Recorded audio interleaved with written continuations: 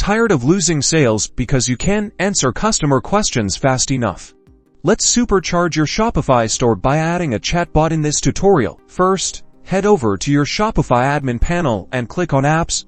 Then, visit the Shopify App Store. In the search bar, type Chatbot.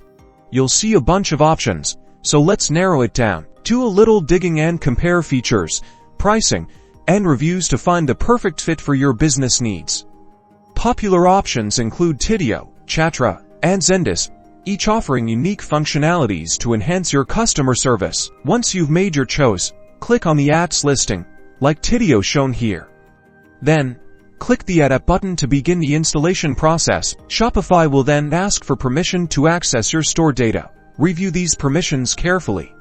If you're comfortable, click the Install App button to continue. Now the Chatbot app will likely guide you through a setup wizard.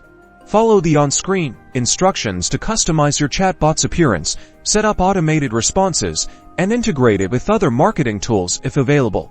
This is where you personalize the chatbot to fit your brand voice. Finally, test your chatbot.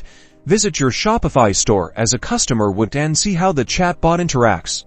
Make sure the responses are accurate, helpful, and on brand. Now you're one step closer to improve customer satisfaction.